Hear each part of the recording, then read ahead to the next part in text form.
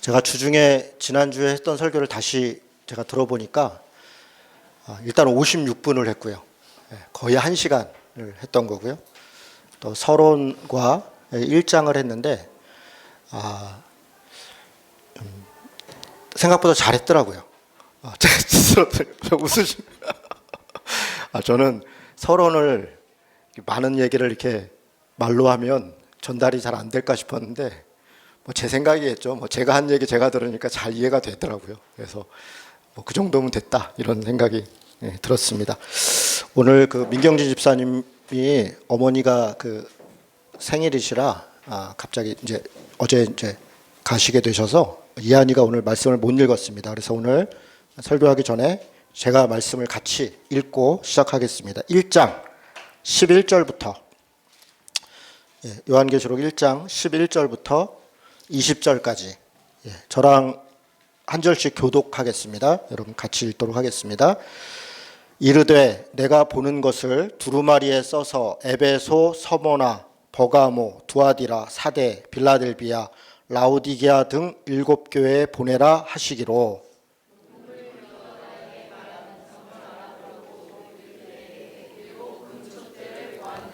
촛대 사이에 인자 같은 이가 발에 끌리는 옷을 입고 가슴에 금띠를 띠고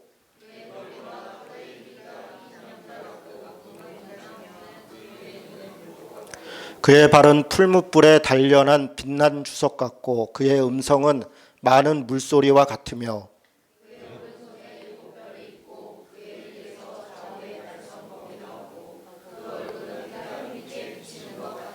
내가 볼 때에 그의 발 앞에 엎드려져 죽은 자 같이 되매 그가 오른손을 내게 얹고 이르시되 두려워하지 말라 나는 처음이요 마지막이니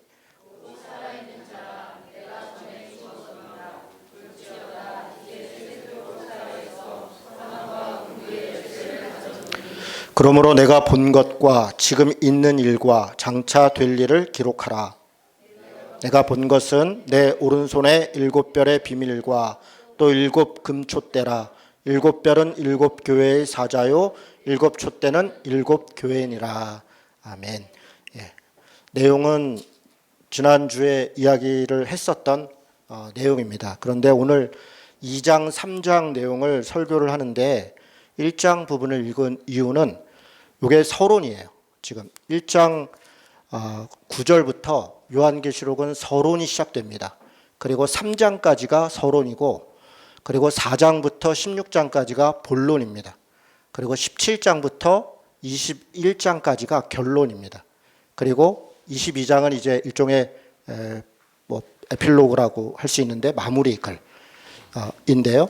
그러니까 요한계시록은 제가 지난주에 말씀드린 것처럼 그냥 이렇게 되는 대로 쓰여져 있는 글이 아니라 굉장히 정교하게 목적을 가지고 단어도 그렇고 또 글 쓰는 배치와 순서도 그렇고 굉장히 의도성을 가지고 기록한 그런 편집글 또 혹은 묵시글입니다. 그래서 도대체 어떤 내용들을 어떤 순서로 했는가 이렇게 가만히 보면요. 사실은 전체 구조를 알고 내용을 알고 보면 생각보다 단순합니다. 같은 내용들이 반복되고 있고 사실 요한계시록만 그런 게 아닙니다. 성경 전체도 마찬가지입니다. 성경 66권의 내용이 굉장히 복잡한 내용들 같은데 굉장히 단순한 내용을 다양한 방법으로 반복하고 있다는 것을 우리가 알 수 있습니다. 요한계시록도 여러 가지를 반복하고 있는데 오늘 서론 부분이지만 이게 서론으로 끝나는 게 아니라 사실은 전체 요한계시록의 내용이 무엇인지를 2장 3장이 한번 전체적으로 이야기를 하는 거예요. 그러니까 서론이 본론과 관계없이 혹은 결론과 관계없는 앞부분 이야기를 별도로 하고 있는 게 아니라 본론과 결론의 이야기를 전체 한번 이렇게 그림을 그려주고 있다는 거예요. 그러니까 7개 교회에 이야기하는 내용을 통해서 요한계시록이 무엇을 얘기하고 있는지를 마치 스케치하듯이 이야기하고 있는 그런 서론이 2장과 3장의 내용입니다. 혹시 주보가 없는 분은 오늘 주보를 가지고 있는 게 좋습니다. 제가 주보 안에 7교회를 표를 그려서 정리를 해놨습니다. 친절한 진호 씨가 제가 이거 시간 많이 들여서 했습니다. 이거 다 일일이 봐가면서 그래서 왜 이 표를 만들었냐면요. 여러분 이게 딱 보시면 알겠지만 2장, 3장이 7교회에다가 편지를 했는데 패턴이 있어요. 같은 얘기가 반복되고 있어요. 무슨 얘기냐면 첫 번째 그 교회마다 뭐 에서버두 사빌라, 저는 이제 그렇게 외우는데 7교회를 편지를 할 때 똑같은 패턴입니다. 처음 앞부분은 누가 얘기를 하는지, 근데 예수 그리스도가 지금 말하고 있다. 근데 그 예수님의 모습이 나와요. 어떤 분이 말하노니, 어떤 분이 이야기하노니, 그런 패턴이 이야기입니다. 그리스도의 모습이 어떤 모습인지. 그 다음에는 칭찬이 나옵니다. 너네가 인내했다, 너가 이걸 잘했다, 너 이거 열심히 했다, 수고했다, 애썼다, 이렇게 칭찬을 합니다. 그리고 세 번째는 책망을 합니다. 그런데 요런 거는 좀 거시기 하다, 이러면서 좀 책망을 해요. 그리고 나서 네 번째로는 경고를 합니다. 그러니 그 책망받은 것을 돌이키지 않으면 이렇게 된다 하고 경고를 합니다. 그리고 맨 마지막에 경고로 끝나는 게 아니라 약속을 합니다. 이 약속은 어떤 약속이냐면, 그런 책망에도 불구하고 이기는 자는, 혹은 견디는 자는, 혹은 성령 충만한 자는, 혹은 뭐 열심히 또 회개한 자는, 이런 자는 이런 걸로 하나님이 내게 주실 것이다. 약속을 하는데 그 약속은 일종의 선물입니다. 하나님께서 그 책망을 듣고 그것에 대해서 돌이키거나, 또 혹은 자기의 삶이 변화되거나, 또 하나님 앞에 열심히 살기로 작정하거나, 또 그렇게 살아가면 하나님이 이런 선물을 줄 거야, 이렇게 쓰여진 게 7교회의 똑같은 패턴입니다. 여기 나오는 칭찬, 책망, 경고, 이 패턴은요, 여기에만 있는 게 아닙니다. 원래 구약 성경에 있는 선지서들이 똑같은 패턴입니다. 구약 성경에 보면 여러 선지서가 있잖아요. 뭐 12소 선지서도 있고 5개의 뭐 대선지서도 있고, 구약의 대선지서, 소선지서를 나누는 건 딱 하나입니다. 성경이 두꺼운 건 대선지서고 짧게 쓴 거는 소선지서고. 그런데 그 선지서의 패턴이 다 똑같아요. 칭찬하고, 그리고 책망하고, 그리고 경고하고, 그리고 회개하고 돌이키면 다시 이렇게 용서하겠다, 이렇게 하나님이 도와주시겠다. 이 패턴을 똑같이 선지서가 얘기하고 있습니다. 지금 요한계시록에서 7교회에다가 편지할 때 선지서의 패턴을 가지고 오는 것은, 이 요한계시록이 그 선지서와 같은 역할을 하고 있다, 선지서 혹은 예언서와 같은 역할을 하고 있다라고 하는 것을 그대로 보여주는 것이고, 또 다른 하나는 이게 구약 성경을 인용하고 있다, 구약 성경의 여러 가지 것을 그대로 가져와서 지금 현재를 이야기하고 있다라는 것을 보여주는 겁니다. 제가 오늘 설교하면서 이 표를 가지고 쭉 이야기를 할 텐데, 먼저 7교회에 주신 이 말씀의 특징을 제가 몇 가지 설명해 드리겠습니다. 첫 번째는, 여러분 2장 끝에 보시면 귀 있는 자는 성령이 교회들에게 하시는 말씀을 들을지어다, 이렇게 끝납니다. 2장 7절입니다. 그렇죠? 그러니까 각각의 7교회마다 끝날 때마다 다 똑같은 말로 끝나요. 귀 있는 자는 성령이 교회들에게 하시는 말씀을 들을지어다. 자, 이 말은 무슨 얘기냐면, 이게 에베소 교회면 에베소 교회, 서머나 교회면 서머나 교회, 그 한 교회만 주신 말씀이 아니라는 거예요. 다시요, 이 말씀 잘 들으세요. 에베소 교회에다가 말을 한 다음에 그 교회를 책망하고 칭찬하고 경고하고, 그리고 이런저런 약속 주시겠다고 해놓고 끝에다가 교회들에게 주신 말씀을 귀 있는 자는 들어라. 그렇다면 그 에베소 교회에 주신 말씀이 에베소 교회에만 준 게 아니라 모든 교회, 에베소 교회를 모델로 해서 혹은 샘플로 해서 모든 교회 혹은 모든 성도들에게 하시는 말씀이라는 거예요. 에베소 교회만 그러겠습니까? 서머나, 뭐 버가모, 두아디라, 빌라델비아 다 똑같겠죠? 라우디게아 다 똑같이 끝납니다. 다시 얘기해서 이 7교회의 한 이야기는 모든 교회다 한 말이다. 한 교회, 한 지역에 있는 특정 교회에만 해당되는 이야기가 아니라는 겁니다. 제가 왜 이걸 강조하냐면, 제가 지난주에 이야기하는 중에 성경을 잘못하고 왜곡 해석하는 그런 신학 중에 하나가 세대주의 종말론이라고 말씀드렸습니다. 전 인류 역사를 7세대로 나누어서 그렇게 성경 말씀을 갖다 이렇게 꿰어 맞추는 것인데, 7교회를 그 7세대에다가 맞춰놓은 표들을 여러분이 성경 공부하다 보면 여기저기서 보게 됩니다. 혹은 그런 설명을 듣게 됩니다. 다시 얘기해서 에베소 교회는 초대교회다. 첫 번째 교회다. 그리고 서머나 교회는 두 번째 시대, 2000년대를 얘기한다. 그 다음에 버가모는 3000년대의 여러 역사적 상황과 교회의 상황을 얘기한다. 이런 식으로 세대에 맞춰서 이 교회가 순차적으로 그것을 설명하고 있다라는 그런 설명이나 표를 보게 되는데요. 다 쓸데없는 얘기입니다. 제가 그냥 쉽게 얘기해서. 제가 그 관련돼서도 정말 그런가 해서 이렇게 여러 가지 살펴보는데요. 억지도 그런 억지가 아닙니다. 그냥 간단하게 얘기해서 오늘 말씀드린 것처럼 이 각각의 교회 얘기가 특정 교회나 특정 세대를 얘기하는 게 아니라 모든 교회와 모든 세대를 얘기하고 있다는 거예요. 그래서 이 7교회에 대한 이야기는 각각이 모든 교회, 지금 현대에 있는 교회까지도 다 우리가 들어야 되고 배워야 될 내용이다.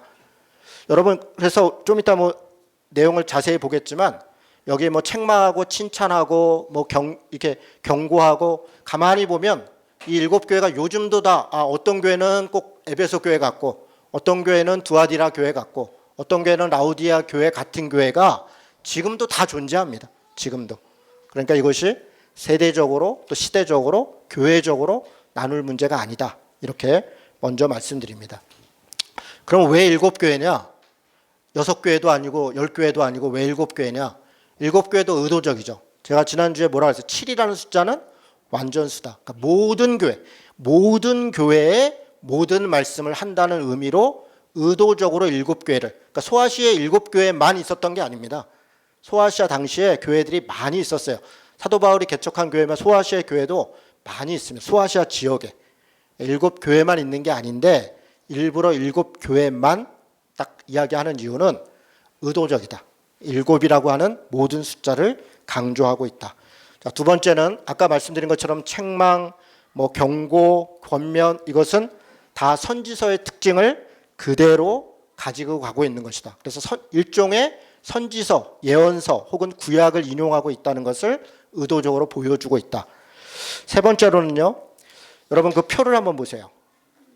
표를 가만히 보면 이제 예를 들어서 2장 1절에 보면 에베소 교회에다가 말을 하는데 에베소 교회의 사자에게 편지하라. 오른손에 있는 7뼈를 붙잡고 7 근촉대 사이를 거니는 이가 이르시되, 지금 편지를 하라고 말한 주체가 예수님이다 라고 이야기를 하면서 그 예수님을 뭐라 설명하고 있죠. 모습을. 그런데 이 모습은 다 제가 옆에 그 구절을 다 찾아놨어요. 1장 12절 16절에 보면 같은 얘기가 이미 등장하고 있습니다.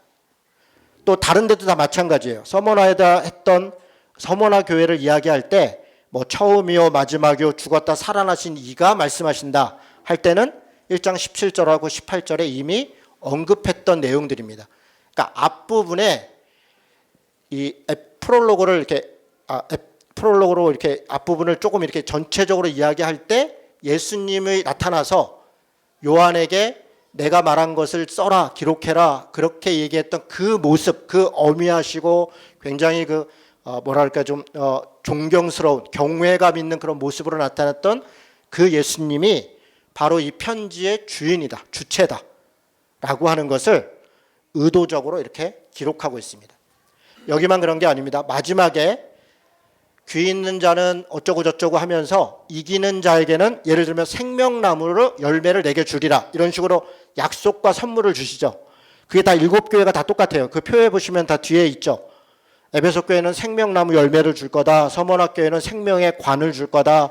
둘째 사망을 받지 않을 거다. 버가모 교회는 만나를 줄 거다. 흰 돌을 내게 보여주고 거기다가 새 이름을 새겨줄 거다. 만국 통치 권세를 줄 거다. 청일장, 새벽별, 흰옷, 생명책, 성전의 기둥, 보좌, 이런 거를 약속 혹은 선물로 주신다고 했는데, 여러분 이 내용은 다 21장 이후에 19장부터 21장에 나오는 결론에 하나님께서 새 하늘과 새 땅을, 다시 얘기해서 회복된, 하나님께서 이기는 자, 또 회개한 자, 하나님 앞에 성령 충만하게 끝까지 견딘 자에게 주시는 보상을 그대로 여기에 지금 이야기하고 있어요. 자, 이게 무슨 얘기입니까? 앞부분은 앞에 예수님의 모습을 이야기하고 있고 결론은 뒤에 결론과 동일한 걸 이야기하고 있고, 그래서 2장과 3장의 내용이 결국 요한계시록 전체 이야기를 축약하고 있다라고 이 내용들을 보면 알 수 있는 거예요. 지금 무슨 말인지 이해가 되셨습니까? 그러니까 별개로 있는 것이 아니라 의도적으로 그것들을 그대로 반복하고 있다. 그 다음에는요, 7교회가 이기는 자에 대해서는 이런 약속을 주신다 그랬는데, 여러분 21장 8절 한번 보세요. 21장 8절. 21장 8절에 보면 마지막으로 새하늘과 새 땅에 들어가는 어린 양의 혼인잔치 혹은 새 예루살렘, 새하늘과 새 땅에 들어가는 사람에 대해서 설명하고 있어요. 그걸 뭐라고 설명하냐면 7절부터 보세요. 21장 7절, 7절, 8절 같이 읽겠습니다. 자, 시작. 이기는 자는 이것들을 상속으로 받으리라. 나는 그의 하나님이 되고 그는 내 아들이 되리라. 그러나 두려워하는 자들과 믿지 않은 자들과 흉악한 자들과 살인하는 자들과 음행하는 자들과 점술가들과 우생숭배하는 자들과 거짓말하는 자들 모든 자들은 불과 유황으로 타는 못에 던져지리니 이것이 둘째 사망이라. 여기 보니까 이기는 자는 내 아들을 삼을 것이다. 내가 구원할 것이다. 내가 새하늘과 새 땅에 들어가게 할 것이다. 사실 그 말을 하고 있는 거거든요. 그런데 구원받지 못하는 사람들에 대해서 이렇게 쭉 8절에 여러 사람들을 이렇게 기록하고 있잖아요. 여러분 이 사람들이 여러분 그 표에 보면 책망받은 사람이죠. 책망받은. 처음 사랑을 잃었다. 발람과 니골라당의 교훈을 따랐다. 이세벨을 용납했다. 살았다 하나 죽은 자다. 차지도 않고 뜨겁지도 않다. 나중에 제가 본문을 조금 더 자세히 보겠지만 이 21장 8절에 나오는 이기지 못한 자, 배교한 자, 혹은 말씀을 포기한 자, 혹은 하나님의 말씀을 빙자하여 자기의 탐욕과 욕망을 채운 자들과 똑같은 단어들을 쓰고 있어요. 똑같은 단어들을. 그래서 지금 서론과 결론이 배경은 다르죠. 여기는 7교회를 얘기하고 결론은 용이나 짐승이나 이런 것을 이겨서 영원한 새하늘과 새 땅에 들어간 것이다 라고 이야기를 하지만 배경은 다르지만 같은 얘기를 하고 있다는 거예요. 같은 얘기를. 서론과 결론이 같은 이야기를 같은 단어를 가지고 설명하고 있다. 그러니까 요한계시록은 앞과 뒤가 또 본론의 이야기들이 같은 것이다. 이것을 제가 지금 여러분에게 설명을 드리는 거예요. 그래서 이런 해석들을 조금 알고 있으면 이걸 마치 이렇게 순차적으로 해서 그러니까 비유를 해서 뭔가 다른 것으로 설명하는 것들이 모순된다는 걸 알게 됩니다. 왜냐하면 앞에 나오는 것과 뒤에 나오는 게 같은 거기 때문에 뒤에 것은 이런 해석이고 앞에 것은 이런 해석이고 이렇게 해석을 다르게 해버리면 그 자체가 모순이에요. 같은 걸 반복하고 있는 겁니다. 같은 걸 반복하고 있다. 이거를 기억할 필요가 있습니다. 또 한 가지 더 본문 들어가기 전에 이기는 자, 이긴다는 거는 싸운다는 거죠. 이긴다는 거는 싸움을 한다는 거잖아요. 사실 요한계시록에 이야기하는 것은 전투하는 교회, 전투하는 교인을 얘기합니다. 그냥 이렇게 믿음으로 가만히 있는 사람을 얘기하는 게 아니라 분명히 상황은 어렵습니다. 로마에 의해서 핍박받고 있고 경제적으로 어렵고 또 여러 가지 또 배교할 만한 혼란도 있고 또 신앙적인 유혹도 있고 미혹도 있고 그래서 여러 가지로 어려워요. 그러니까 도망가 있고 숨어 있고 어디 기도원에 들어가서 네 순수한 신앙을 지켜라 이렇게 이야기하는 게 아니라 요한계시록은 그럼에도 불구하고 싸워라, 저항해라, 그리고 이겨라 그렇게 이야기합니다. 전투하는 교회.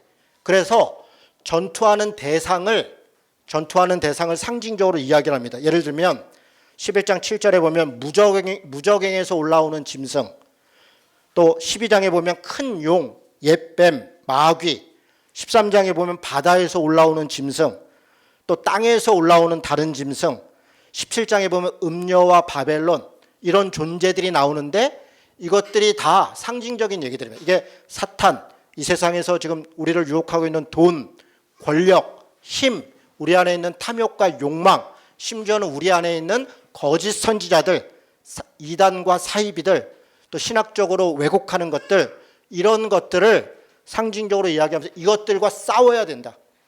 그래서 전투하고 승리해야 된다.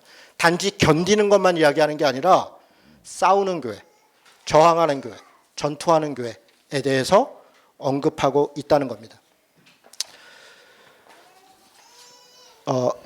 2장 5절을 보겠습니다. 2장 5절에 보면 내가 내게 가서 이렇게 얘기를 해요. 내가 내게 가서. 그러니까 예수님이 오신다.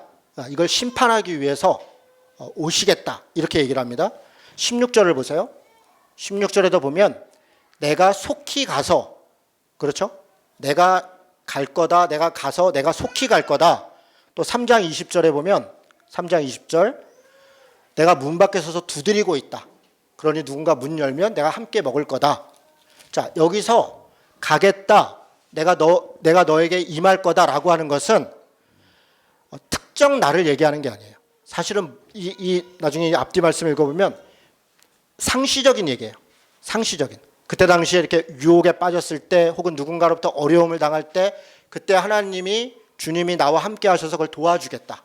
혹은 그 유혹을 이기고 견딜 수 있도록 함께 하실 것이다. 혹은 잘못된 것에 대해서 책망하실 것이다. 그러니 그 말을 듣고 돌이켜라. 이거는 먼 미래에 온다는 게 아니라 지금 나와 함께하고 계신 하나님 혹은 그걸 상시적으로 늘 내게 오셔서 인격적으로 말씀하시고 나에게 간섭하시는 그런 예수님에 대해서 이야기를 합니다. 그런데 2장 25절을 보세요. 2장 25절에 보면 다만 너희에게 있는 것을 내가 올 때까지 굳게 잡아라. 여기도 또 온다 그러죠. 여기도 온다 그러죠. 그리고 3장 3절 보세요. 내가 어떻게 받았으면 어떻게 들었는지 생각하고 회개하라. 그렇지 않으면 내가 도둑같이 임할 것이다. 도둑까지 임해서 너를 심판하게 될 것이다. 이때도 온다 그러죠. 그리고 3장 11절 보세요. 여기도 내가 속히 와서 내 면류관을 내게 있는 것을 굳게 잡아라. 아무도 내 면류관 뺏지 못하게 하라. 내가 속히 올 것이다. 이야기하시죠. 이때 2장 25절, 3장 3절, 3장 11절에 오신다는 것은 지금 와 있다거나 지금 내게 관여한다는 얘기가 아니라 먼 미래에 온다는 거예요. 이건 종말을 얘기하는 겁니다. 종말의 때에 예수님이 임하셔서 종말의 때에 누군가를 구원할 자는 구원하고 보복해 줄 자는 보복하고 심판할 자는 심판하고 마지막에 하나님께서 의인과 악인을 가르실 것이다 라고 이야기하는 종말론적 오심입니다. 그러니까 제가 지금 무슨 말씀을 드리는 거냐면 지금 2장과 3장에 주님이 다시 오신다라고 얘기하는 것은 두 종류의 오심이 있다는 거예요. 첫 번째는 이미 오신 혹은 상시적으로 나와 함께하고 있는 내 삶을 인격적으로 관여하시는 그런 하나님 혹은 예수님의 인격적 오심이 있다는 거예요. 상시적인 오심이 있다는 거예요. 지금 이미 임하신. 그러나 또 다른 한편으로는 아직 임하지 않은, 그래서 마지막 때에 종말적으로 임하셔서 심판하시고 혹은 구원하시는 종말적 오심이 있다는 거예요. 이 두 가지가 동시에 요한계시록에 기록되어 있다는 겁니다. 그래서 요한계시록 전체를 모두 다 과거의 일이다, 이렇게 과거주의적으로만 해석하는 것이 옳지 않습니다. 또 이건 다 종말에 대한 이야기다. 이거는 지금 얘기가 아니라 마지막 때에 무슨 일이 있는지에 대한 이야기다 라고 미래적으로만 해석하는 것이 옳지 않다는 겁니다. 이것은 우리 역사 속에서 하나님이 세상을 창조하시고 그리고 마지막에 심판하실 때까지의 모든 역사를 또 우리 지금 현재 예수님이 계심과 아직 오시 않으심을 역사적으로 혹은 상징적으로 비유적으로 그렇게 우리에게 설명해 주고 있다라고 하는 것을 이런 본문을 통해서 알 수가 있습니다. 자, 여기까지 이해가 되십니까? 그러면 지금부터는 여러분 주보를 보십시오. 주보에 있는 7가지 이야기를 옆에다 펴놓고 성경을 펴놓으십시오. 자, 7개 교회에다가 무슨 말씀을 하신 건가? 첫 번째, 에베소 교회는 이렇게 얘기합니다. 내가 에베소 교회의 사자에게 편지하노라. 오른손에 있는 7뼈를 붙잡고 7 금촛대 사이를 거니는 이가 이르시되 내가 내 행위와 수고와 내 인내를 알고 또 악한 자들을 용납하지 않은 것과 자칭 사도라 하되 아닌 것들을 시험하여 그의 거짓된 것을 또 드러낸 것을 내가 알고 있다. 여러분 이 말씀을 오늘 다 읽으면 오래 가기 때문에 다 읽지 않고 이 부분만 보고 이제 지금부터는 표를 보면서 얘기하겠습니다. 지금 에베소 교회에 편지하시는 분은 내가 오른손에 별을 붙잡고 있다. 이때 지난번 우리 얘기했던 이 별이 뭐라 그랬어요? 사자, 하나님의 교역자 혹은 하나님의 사람들. 또 금초 때는 뭐라 그랬어요? 7개의 교회. 지금 이 시대의 교회와 신자들은 하나님이 어디 계신가? 정말 주님이 재림하시는가? 라고 의심하고 그것 때문에 절망하고 있는 시대예요. 왜요? 황제의 힘이 너무 세요. 돈의 힘이 너무 세요. 권력의 힘이 너무 세요. 그래서 아무리 기도해도 그 핍박과 환난을 이길 수가 없어요. 심지어는 사람이 끔찍하게 죽고 고난을 당해도 그 얼마나 절망적으로 기도했겠어요. 간절히 기도했겠어요. 하나님 도와주세요. 병이 낫기를 기도. 우리가 조그만 병만 들어도 하나님께 우리가 얼마나 간절히 기도합니까? 우리 형편이 조금만 어려워도 우리가 얼마나 하나님께 간절히 기도해요. 그리고 그 기도가 이루어지지 않았다고 해서 이루어지지 않는 것 같아서 우리가 또 하나님을 얼마나 원망합니까? 하나님 정말 살아계십니까? 하나님 도대체 계시다면 어떻게 이런 일이 벌어집니까? 더군다나 나한테 이런 일이 있을 수가 있습니까? 라고 이야기하는 게 우리의 신앙이고 모습이에요. 사실 우리의 신앙이라고 하는 것이 대단히 크고 굉장히 견고한 것 같으나 사실 우리 굉장히 연약해요. 겪어보면 우리가 작은 고난에도 정말 믿음으로 견디지 못한다는 걸 알게 돼요. 그런 절망감 속에서 우리가 하나님이 안 계신 것 같고 또 하나님이 어쩌면 이럴 수가 있나라는 원망이 가득하다고. 그런데 이 시대에는 실질적인 핍박이었다고요. 경제적으로, 정치적으로 또 실제로 생명에 대한 위협을 받으면서 그렇게 있었다고요. 그러니까 교회에 도대체 우리가 예배를 드리는 게 무슨 의미가 있나? 도대체 말씀을 전한다고 가르친다는 게 무슨 의미가 있나? 말씀을 듣는 자뿐 아니라 말씀을 전하는 사람도 스스로 회의감이 들어요. 아니 이렇게 열악하고 이렇게 핍박을 당하고 이런 고난 가운데 있는 사람들한테 희망을 가져라, 믿음으로 살자, 하나님이 함께 하신다 라고 말하는 게 무슨 의미가 있나 라고 스스로 고민하게 된다고요. 여러분 우리 한국교회가 초창기에 그 어려울 때 그렇지 않았겠어요? 지금 이 시대에 예를 들어 홍콩에 여러분 생각보다 기독교인들이 굉장히 많습니다. 홍콩이 기독교가 정말 많이 활성화되어 있고요. 굉장히 복음적인 그리스도인들이 많습니다. 지금 홍콩에서 민주화를 위해 저항하는 상당한 사람들이 기독교인들입니다.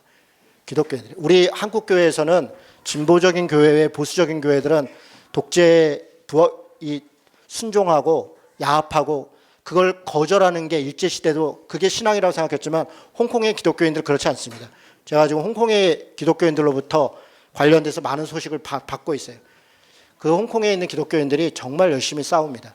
그것이 민주화를 위해서만이 아니라 신앙의 자유를 위해서도 그곳에서 많은 싸움을 합니다. 그런데 저렇게 절망적인 상황에서 거기서 복음을 전하고 있는 목회자들의 심정은 정말 좌불안석입니다. 아무리 이야기를 해도 상황은 더 나빠지고 있고 아무리 희망을 얘기를 해도 바로 교인이 잡혀가고 교인이 죽고 교인이 성폭행을 당하고 그런 일들을 겪고 있다고요. 지금 그런 가운데 하나님의 말씀을 전한다는 게 무슨 의미가 있나? 하나님은 정말 살아계신가? 그런 절망들이 있다고요. 그런데 그럴 때 이 얘기를 하시는 거예요. 하나님은 그런 가운데에도 7 금초대 사이에 거닐고 계시다. 하나님은 7별을 붙잡고 있다 라고 이야기를 하는 거예요. 여러분 이것이 당장 무엇을 변화시키고 바꿔준다라는 말씀은 아니더라도 하나님이 위로하고 계신 거예요. 지금에 있는 상황이 아니라 하나님이 살아계시다. 내가 너를 안다 라고 얘기하는 거예요. 여러분 이 에베소 교회에서 뭘 안다고 얘기를 하냐면 내가 그 고통과 고난 가운데도 인내하고 수고하고 견디는 것을 내가 알고 있다. 여러분 이 말을 칭찬해 할 때마다 계속 반복해요. 내가 너를 안다. 내가 사랑한다는 걸 안다. 네가 환난과 궁핍 중에도 네가 그것을 오히려 중요하게 생각하지 않기 때문에 네가 오히려 부유한 자다. 내가 너를 안다. 내 이름을 굳게 잡고 있는 것을 내가 안다. 사랑과 믿음과 섬김과 인내로 산다는 걸 내가 안다. 옷을 더럽히지 않고 그렇게 살아가고 있다는 걸 내가 안다. 작은 능력이지만 내 말을 지키려고 애쓰는 걸 내가 안다. 여러분 내가 안다는 게 이게 얼마나 중요해요. 제가 이번에 요한계시록을 설교를 준비하면서 예전에 보지 못했던 말씀을 보게 됐어요. 그게 뭐냐면 내가 너를 안다는 거예요. 제가 그동안은 이 말씀에 한 번도 주목해 본 적이 없어요. 그냥 하나님이 이기게 하시는구나. 그래서 우리는 이런 어려움 중에도 이겨야 되는구나. 견뎌야 되는구나. 그래서 하나님이 우리를 구원하시는구나. 거기에 많이 포커스를 갖고 있었어요. 그동안. 물론 그것도 옳죠. 좋은 관점이죠. 그러나 제가 이번에 이 말씀을 묵상하면서 제 안에 들어온 마음, 그리고 여러분에게 나누고 싶은 것은 무엇이냐면 어떤 상황이라도 하나님이 우리를 알고 있다는 거예요. 우리 스스로는 하나님에 대해서 회의감이 들고 도대체 하나님이 계신 것인가? 혹은 하나님은 정말 이렇게 무능력한 분인가? 혹은 나 스스로에 대하여 내가 정말 이렇게 믿음이 없나? 이렇게 자기 스스로를 자책하기도 하고 또 때로는 비하하기도 하고 하나님에 대해 원망도 하고 그래서 앞이 보이지 않고 좌우를 봐도 앞뒤를 봐도 하나님이 안 계신 것 같은 어떤 절망 가운데 빠질 때가 있지만 하나님이 그때 우리에게 하시는 말씀은 내가 그걸 안다는 거예요.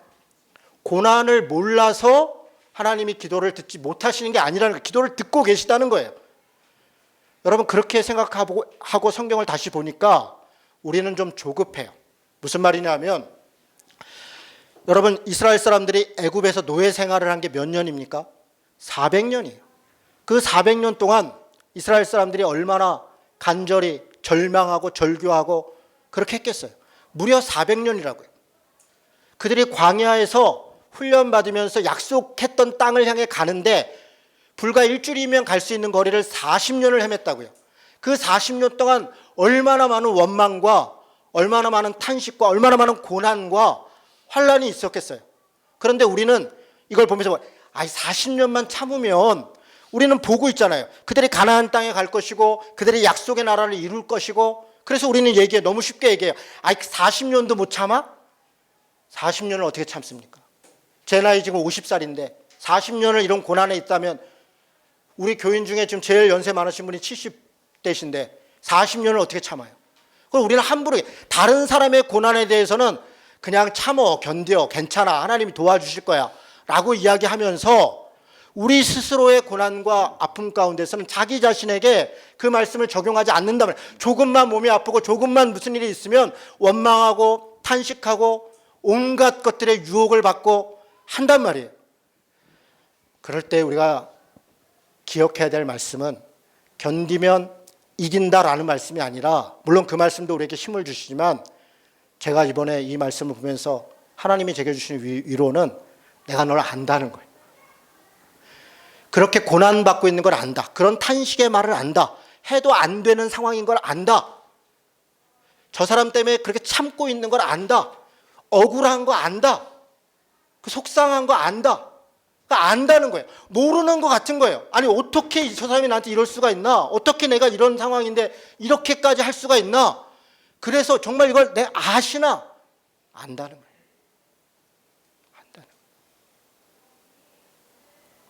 안다는 거예요. 알면 된 거예요.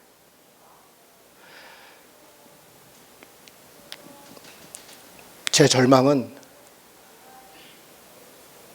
심판이 없거나 뭐 천국이 없거나 무슨 지옥이 그런 게 아니고 제 절망은 하나님이 모르실까 봐. 그게 어떨 때는 서운하더라고요. 정말 하나님이 모르실 것 같을 때가 있더라고요. 마음에. 하나님이 어떤 환난과 고난 사실 여기에 우리 매여 있고 지금 당장 나 어려운 거 빨리 도와주셨으면 좋겠고 내 고난과 여러 가지 상황들 바꿔주셨으면 좋겠고 그게 우리의 바람이지만 하나님은 말씀하시 내가 안다. 그러니 조금만 참자. 힘내자. 하나님이 안다 그러시는 거예요. 우리 교인들 중에도 여러 어려움들이 있죠. 제가 어떨 때 이렇게 얘기를 나누다 보면 제가 할 수 있는 얘기는 뭐 뻔한 얘기 아닙니까? 그냥 목사 같은 얘기인 거죠. 기도합시다. 힘냅시다. 하나님이 도와주시지 않겠냐. 그밖에 할 수 없어요. 그런데 이렇게 얘기해 드리고 싶어요. 이제 하나님이 아십니다. 하나님이 아셔요. 그러니 너무 낙심하지 않았으면 너무 조급하지 않았으면 좋겠어요. 너무 내가 바라는 대로만 되기를 기대하지 않았어도 좋겠다. 하나님이 아시니까 오히려 그러면 나는 어떻게 순종할 것인가? 나는 어떻게 이 상황에서 하나님을 따를 것인가? 그렇게 가면 좋을 것 같습니다. 여러분, 7교회를 가만히 보세요. 사실 뭐 복잡한 내용이 없습니다. 다 같은 얘기예요. 지금 뭘 칭찬합니까? 수고하고 인내하고 견디고 또 옷을 더럽히지 않고 잘 참은 거, 이거 다 칭찬하는 거예요. 왜 이걸 칭찬합니까? 7교회가 다 한결같이 다 어려워요. 다 어려워. 어떤 어려움입니까? 사실 간단해요. 어려움은 딱 2-3가지예요. 첫 번째는 황제 숭배에 대해서 우상 숭배를 강요하는데 그걸 안 하니까 목숨의 위험을, 제가 간단하게 말했지만 간단하지 않은 거죠. 일제시대에 신사참배하지 않으면 목숨이 왔다 갔다 한 거예요. 여러분, 우리 교회에서 예배 드리기 전에 묵도 하잖아요. 묵도 땡 친 다음에 다 같이 묵도하심으로 하나님께 예배합시다. 여러분, 이 묵도가 언제부터 시작된지 아세요? 저희 교회에서 묵도 안 하죠. 저는 사실 묵도가 마치 우리 교회의 예식에 당연히 해야 되는 묵상기도가 아니요. 우리 한국교회 역사를 보면요, 묵상기도라는 건 1938년이에요. 왜 그렇게 했나? 신사참배 때문에. 당시에 교회 안에 여기다가 태극기 걸어놓고 이쪽에 일장기 걸어놓고 신사참배 예배 시작 전에 다 일어나서 잠깐 이렇게 묵도를 했다고. 신사 예배 전에. 그래서 땡 치고 지금부터 묵도하겠습니다. 그게 신사참배 묵도하고 앉아서 그리고 이제부터 예배 드리겠습니다. 이게 한국교회의 모습이었어요. 그게 모습이었다. 단지 일본에 몇 년간 그렇게 식민지로 있을 때 그들이 가지고 온 그 신사라고 하는 살아있는 황제를 신으로 만들어서 거기에 절하지 않으면, 거기에 고개 숙이지 않으면 교회를 없앨 거야, 너 인생을 망칠 거야, 그 말 때문에 우리는 합리화했다고요. 어떻게 해요? 우리가 이거 고개 한번 잠깐 숙이면 그러면 종교의 자유를 부여받는데 뭐 그까짓 거 하지 뭐. 그래 놓고 장로교 총회가 다 같이 남산에 가서 신사에 가서 총회장이랑 쭉 서가지고 일본 옷을 입고 다 고개를 숙이고 했단 말이에요. 그리고서 예배 시간에 들어와서 묵도라는 이름으로 땡 치고서 묵도하시고 다 같이 묵도하겠습니다 땡 하고 그리고 앉아서 예배를 드렸단 말이에요. 저는 그런 내용들을 알고 그다음부터 저는 묵도하지 않아요. 왜냐하면 하나님이 땡 친다고 그때부터 임하시고 뭐 축도하면 그다음부터 가시는 게 아니잖아요. 황제 숭배가 우리가 간단하게 말하지만 목숨을 내놔야 되는 거죠. 그 어려운 어목한 도미티아누스 황제가 황제 권력을 강화하면서 소아시아 지역에 또 여러 자기가 점령한 식민지들의 그 자기 왕권을 강화하기 위한 수단으로 황제 신상들을 만들어 놓고 거기다 절만 해라, 고개만 숙여라, 한 번만 하는 척만 해라, 그러면 모든 자유를 주겠다라고 할 때 유대인들은 거기다 고개를 숙였다고요. 유대교라고 하나님을 믿어야 되고 율법을 따라야 되고 모세의 율법이 어쩌고 저쩌고 제사가 어쩌고 저쩌고 그러면 할례가 어쩌고 저쩌고 무슨 절기가 어쩌고 저쩌고 그러면서 그걸 가지고 기독교인들을 무시하고 때로는 너희들은 이단자야 라고 이야기했던 그 유대교들은 황제의 그것에 이렇게 절을 했단 말이에요. 그리고서는 얘기하는 거예요. 저 그리스도인들은요 이것도 안 해요. 저놈들이 나쁜 놈들이에요 라고 오히려 그들을 핍박했단 말이에요. 여러분, 바로 그런 상황 속에서 그런 환난과 핍박을 당해요. 황제에게 절하지 않으면 경제적으로 어려움을 당하고 정치적으로 핍박을 받고 가족에게 쫓김을 당하고 그럼에도 불구하고 그들이 그 길을 선택했다고요. 여러분, 지금 우리나라에서 혹은 누군가가 여러분에게 하나님의 신앙을 포기하지 않으면 직장을 그만둬야 된다. 여러분 직장에서 뭔가 갑자기 놓고서 거기다가 절을 하라는다든가 아니면 뭔가 했을 때 과연 우리 교인들 중에 몇 명이나 그걸 거부하고 정말 그렇게 할 수 있을까요? 저는 주기철 목사님 존경하고 손야나 목사 존경하고 제가 저 스스로 생각해요. 내가 그렇게 할 수 있을까? 전 못할 것 같아요. 저는 솔직히 못할 것 같아요. 여러분이 아마 저한테 실망할 것 같아요. 엔도 슈샤크의 침묵도 보고 김은국의 뭐 거짓말인가요? 김은국의 소설 그런 것들을 보고 제가 보면서 나는 못할 것 같다. 여러분 어떠세요? 저는 못할 것 같아요.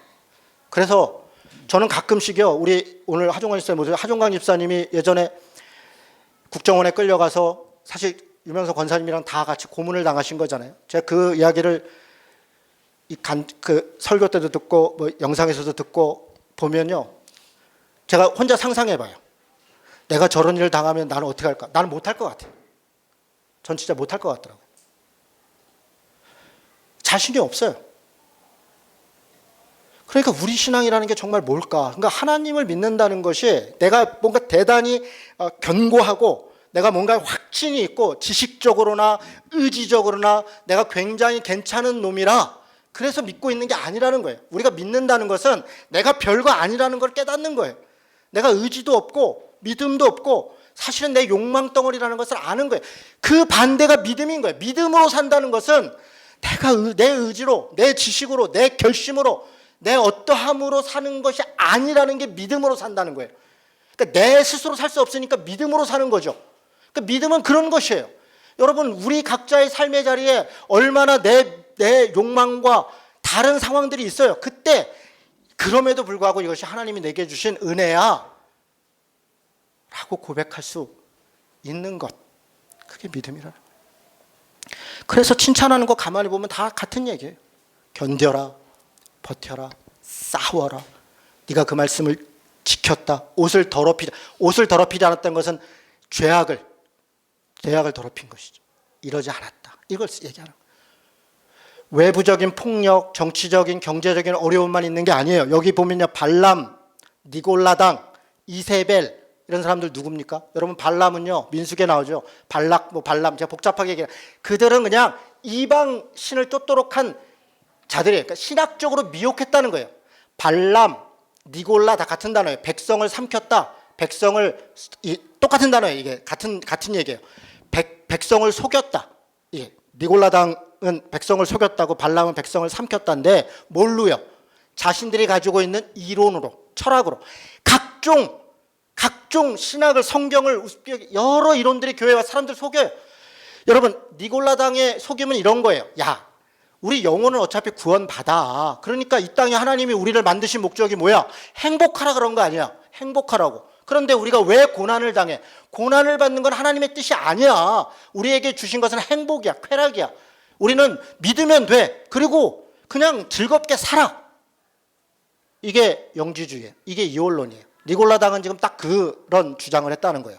그래서 사람들을 속여요. 그럴듯하죠? 가뜩이나 힘들고 어렵고 내가 지금 믿음을 산다는 것은 여러 가지를 포기하고 생명까지 위협이 있는데, 그런데 고개를 숙이자니 지옥 갈 것 같고 벌 받을 것 같아. 그런데 거기에 슬쩍 미혹하는 거예요. 고개는 숙이지 말고 대신 쾌락으로 살아. 즐겁게 살아. 돈도 벌고 어차피 하나님 나라에서 이 땅에서도 그냥 잘 살고 하나님 나라까지 가면 덤으로 좋잖아. 이런 얘기. 발람과 니골라당, 이세벨을 이런 거예요. 혼합주의가 들어오는 거예요. 교회 안에. 하나님만 신이 아니야. 뭐 다른 다 신이 있어. 이렇게 그냥 다 이것저것 다 혼합해서. 여러분, 예수만 믿어야 구원받는다. 촌스럽죠? 촌스러워요. 지금 이런 아주 세련된 시대에 죽으면 천국과 지옥이, 무슨 쓸데없는, 촌스럽죠? 촌스럽습니다. 세상에 빅뱅을 얘기하고 할 때 하나님의 말씀으로 세상을 촌스럽죠? 그렇습니다. 제가 가만히 지식적으로 생각할 때 우리가 신앙생활 한다는 거 굉장히 촌스러운 거예요. 좀 세련되게 얘기하면 좋잖아요. 모든 신들이 다 그냥 같은 거고 예수만이 아니라 그냥 잘 살고 우리 마음을 잘 다스리고, 그래서 누군 천국 가고 누군 지옥 가는 게 아니라 다 하나님께서 얼마나 세련되고 좋아요. 격려도 되고 위로도 되고. 그래서 결국은 내 마음대로, 나 하고 싶은 대로, 내가 살고 싶은 대로 사는 것이 곧 하나님을 믿는 것이다. 그렇게 합리화해가면서 이게 이세벨의 꾀임이에요. 그러니까 어떻게 했다가 우상 제물을 먹게 하고 심지어는 음행을 하게. 음행한 게요, 무슨 타락해서 음행한 게 아니에요. 당시에 이세벨이라고 하는 아합 왕 때의 사람입니다. 아합의 부인이에요. 엘리야를 핍박했던, 그들이 섬겼던 건 바알과 아세라예요. 풍요와 번영이에요. 바알과 아세라를 섬기는 방식은 성전 안에서 이 번영을 이루어야 되니까 여사제들에 의해서 행음을 했다고요. 그런 일을 행하는 것도 다 신적 행위. 그게 쾌락이에요, 쾌락. 하나님은 우리에게 이런 즐거움을 주셨어. 인간을 만드신 것은 우리에게 즐거움을 주신 거야. 그래서 성인들은 서로 그냥 인정하면 성관계도 그냥 각자 자유야. 애들도 성적인 자유가 있어. 누구라도 다 자기 마음대로야. 이런 말들이 우리에게 위로가 되고, 여러분, 그게 힘이 됩니까? 저는 이런 것이 다 속이는 거라고 봅니다.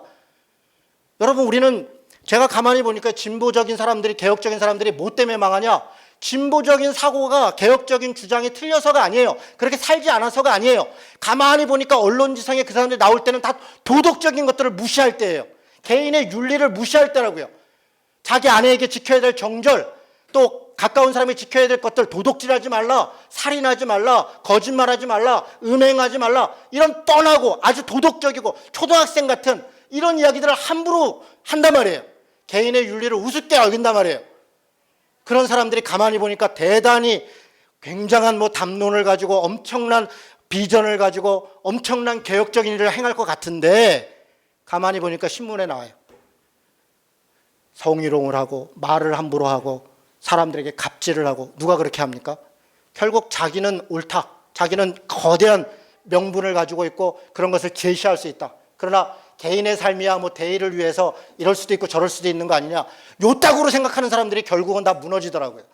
성경의 가르침은 개인의 윤리를 중시 여기는 거예요. 여러분 이걸 무시해서는 안 돼요.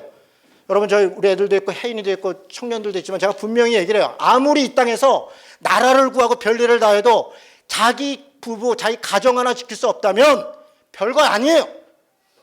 제가 지금 가만히 보니까 가정에 아이들 잘 자라고 서로 사랑하고 이게 큰 은혜예요.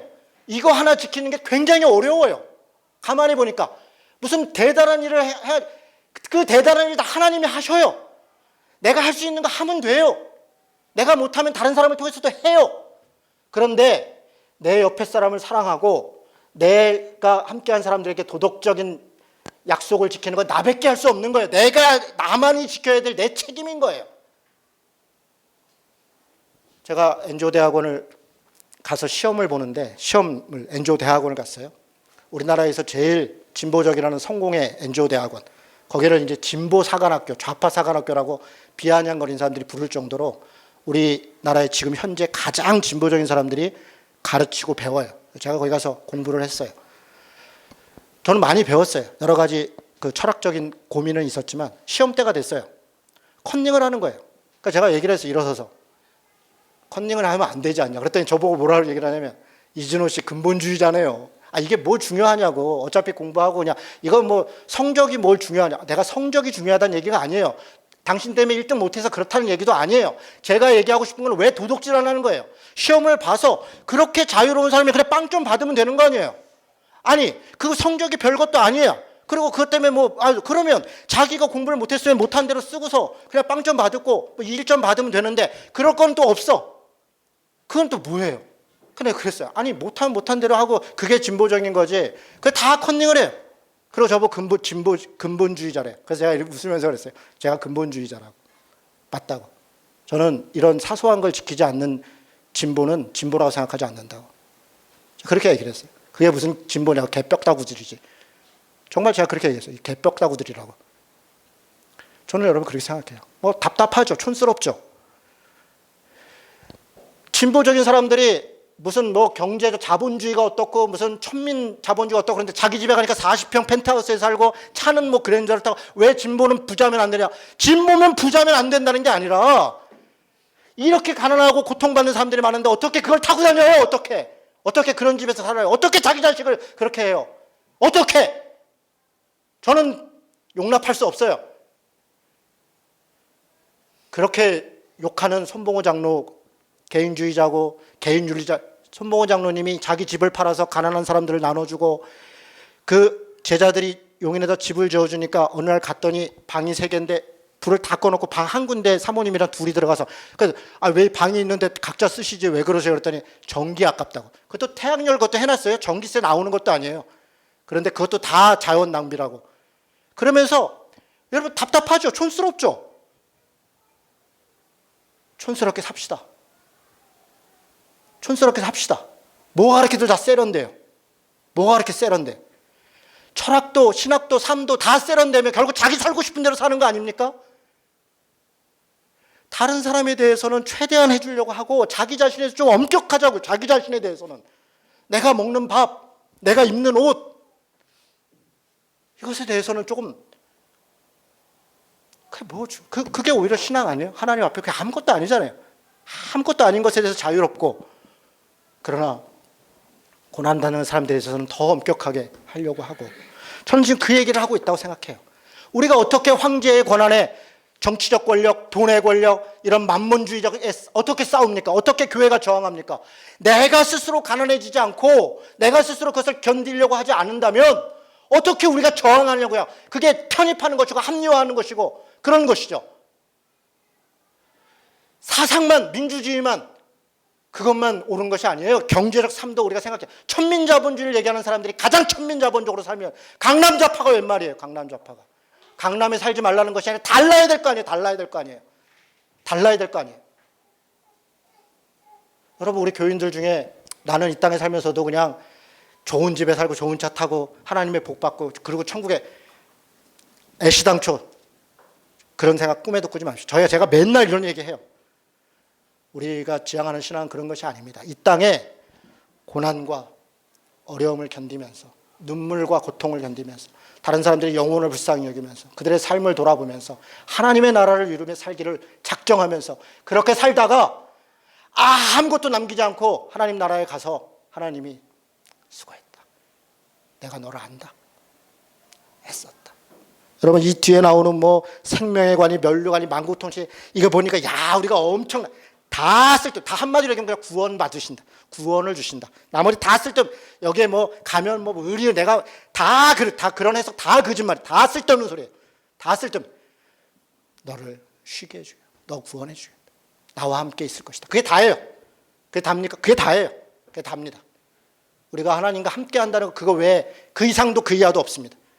우리가 다른 사람을 뭐 다스리고 천국까지 가서 누구는 다스리고 누구는 다스림 받고 저는 안 가요. 저는 안 가요. 그런 천국이라는. 누가 다스리고 누가 다스림을 받습니까? 천국까지 가서 누군 노예를 해야 된단 말입니까? 이 땅에서도 충분하지. 천국은 그런 곳이 아닙니다. 천국은 하나님 앞에 모두가 다 형제자매인 곳이에요. 다 비유적인 얘기들이에요. 2장에서 3장은 그 이야기를 하는 것이고 지금 우리 시대 교회들에게 다시 한번 각성을 촉구하고 있는 것이 우리가 도대체 어떤 교회를 하고 있는가, 어떤 신자로서의 삶을 살고 있는가, 무엇을 향해서 살고 있는가, 그걸 돌아보고 마지막에 하나님이 주시는 약속과 선물, 그 구원을 향해서 참고 견디고 그리고 믿음으로 살아라, 그렇게 이야기하는 것이 요한계시록의 내용이라고 믿습니다. 다음에는 4장 5장을 이야기하도록 하겠습니다. 같이 기도하겠습니다.